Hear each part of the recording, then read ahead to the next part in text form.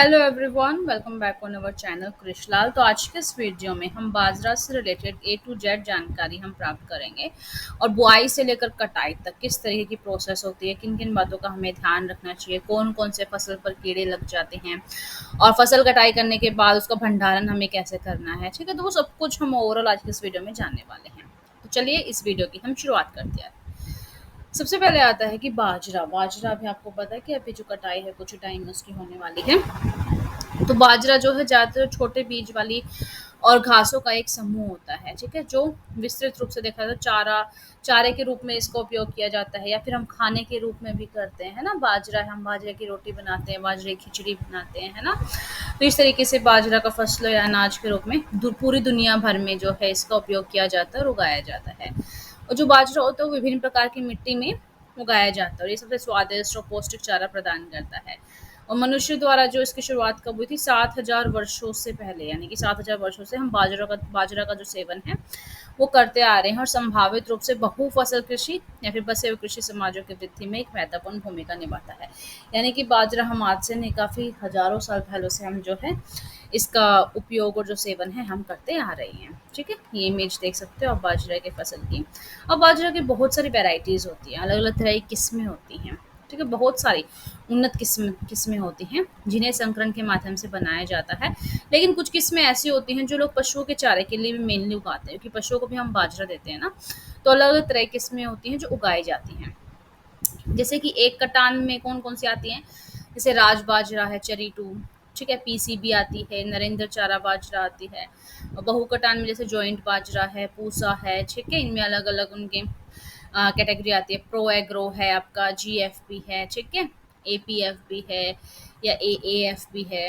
और द्विउद्देश्य से आती हैं आपकी AVKB19 है, नरेंद्र बाजरा टू है। तो बहुत सारे अलग तरह की वैरायटीज होती हैं, इनकी किस्में होती हैं जो खेतों में उगाई जाती हैं।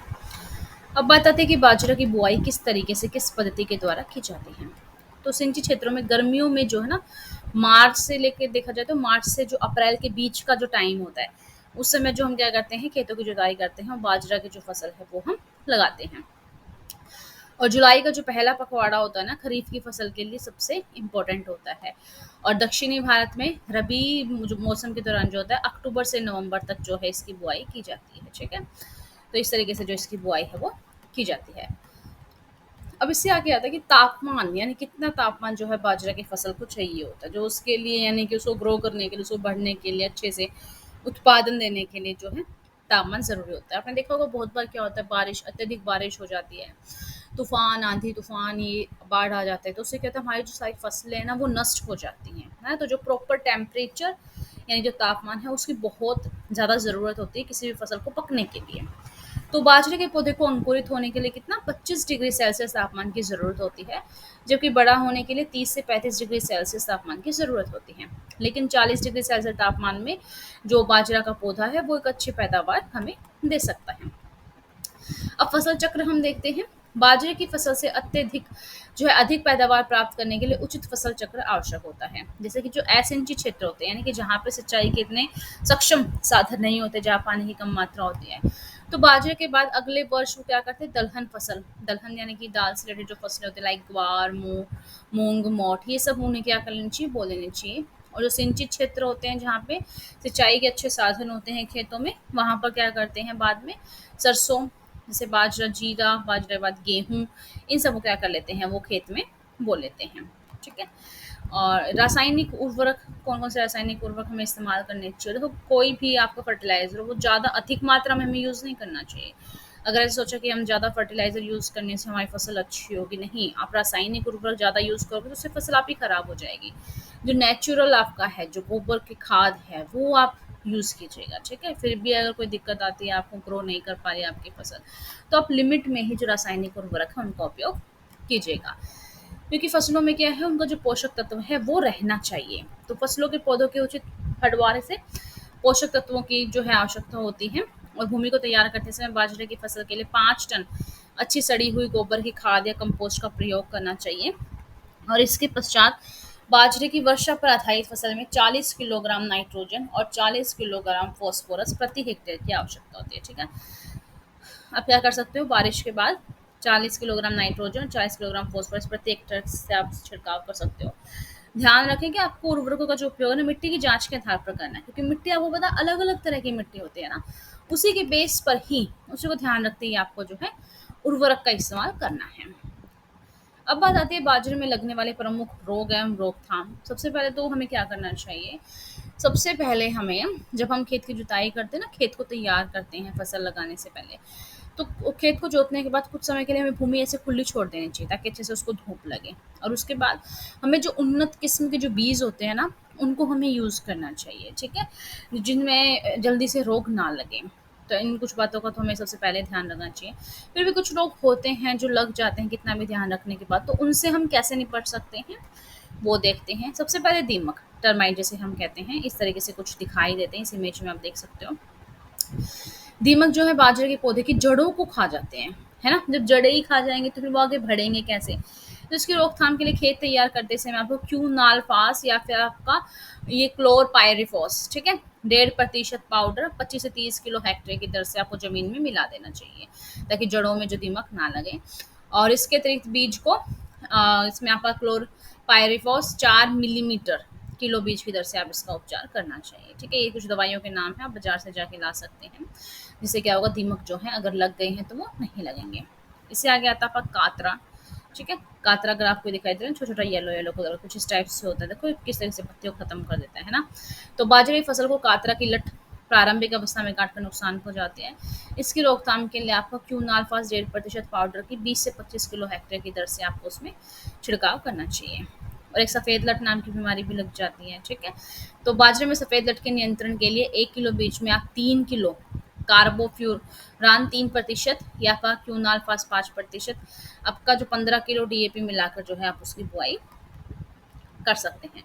और एक आपका रूट बग नाम की बीमारी होती है, तो बाजरे में रूट बग को कंट्रोल करने के लिए आपको क्यूनाल्फास जो है 1.5%, साथ में आपको मिलाना है मिथाइल पैराथियोन 2% का जो उसका चूर्ण आता है वो 25 किलो प्रति हेक्टेयर की दर से आपको उसका छिड़काव करना है। और एक जोगिया नाम की बीमारी होती है, इसके इसके लिए क्या करना है, इसको कंट्रोल करने के लिए आपको बुआई के 21 दिन बाद, ठीक है, मैंकोजोब 1 किलो एकड़ में उसका छिड़काव करना है। और एक समट नाम की बीमारी होती है, जो स्मट होती है ना, उसकी रोकथाम के लिए आपको इस सारी दवाइयों के नाम आप बाजार से जाके इजीली ला सकते हैं, बस आप इसका स्क्रीनशॉट ले लीजिएगा, ठीक है?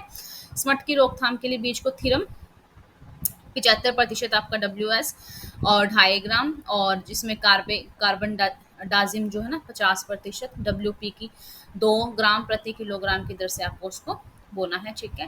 और रोग के लक्षण आपको दिखाई देते हैं कि रोग पहले से लग चुका है, तो ये कुछ दवाई हैं आपका, एक मैंटलिक्सल है, एक मैंकोजोब है, इन दोनों को मिलाकर आपको 40 जो ग्राम है 15 लीटर में पानी मिलाकर आपको छिड़काव करना है।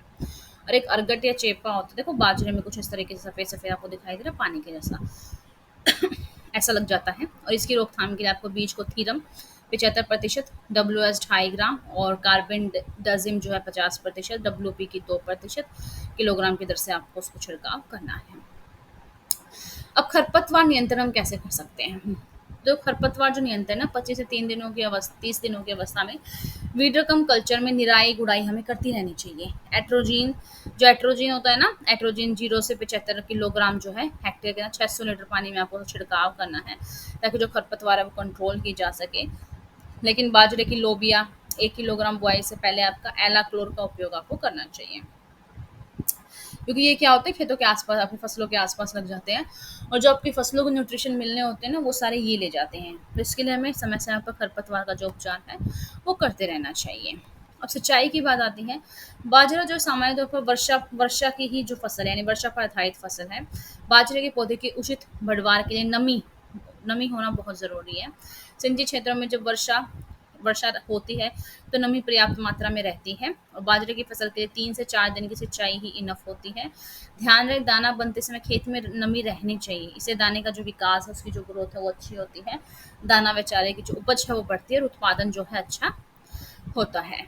अब बात आती है कटाई, यानी कि फसल हमारी पककर तैयार हो गई, अब कटाई हमें कब करनी है? जो कटाई वाली प्रजातियों में जो बुआई के आपका 69 से 75 दिन के बाद 50% पूर्ण अवस्था में हमें उसे कटाई करें, और बहु कटाई वाली प्रजातियों में पहली कटाई तो 40 से 45 दिन में करते हैं और फिर उसके 30 दिन के गैप में करते हैं। इस प्रकार वैज्ञानिक रूप से उगाई जाने वाली फसलों से आपका 450 से 950 जो क्विंटल है हमें जो चारा है वो इसमें प्राप्त होता है। अब कटाई के बाद बात आती है भंडारण की। भंडारण हमें किस तरीके से करना चाहिए। बाजरे की खेती से बाजरे का उत्पादन लगभग 25 से 30 क्विंटल प्रति हेक्टेयर हो जाता है, जबकि 70 क्विंटल तक सूखा चारा हमें मिल जाता है। और अनाज के भंडारण के लिए हमें नमी रहित जो स्थान होता है ना, बोरे में भरकर और नमी रहित तक नीचे किस तरीके से फर्श टाइल है इनके ऊपर हमें रखना चाहिए, ताकि जो नमी है वो ना पकड़ पाए। डायरेक्ट मिट्टी में रखोगे तो क्या हो जाएगा, वो नमी जल्दी पकड़ जाएगा। तो आज की वीडियो कैसी लगी, इसमें हमें बाजरा की ए टू जेड जो जानकारी हमने प्राप्त की, कटाई से बुआई तक क्या प्रोसेस होती है, किन किन बातों का हमें ध्यान रखना चाहिए। तो इसी तरीके से कृषि संबंधी किसी प्रकार की जानकारी के लिए आप इस नंबर पर कॉल करें, और साथ ही साथ आप विजिट कर सकते हैं हमारी इस वेबसाइट पर www.krishlal.com। और यहाँ पर आपको जो सर्विस एंड प्रोडक्ट हैं वो यहाँ पर अवेलेबल है, सारे कृषि से संबंधित। और साथ ही साथ आप गूगल प्ले स्टोर पर जाकर कृष्णा ऐप को आप इंस्टॉल कीजिएगा। और वीडियो कैसी लगी आप लाइक कमेंट एंड शेयर करके ज़रूर बताइएगा। चलिए मिलते हैं हम नेक्स्ट वीडियो में, तब तक के लिए नमस्कार।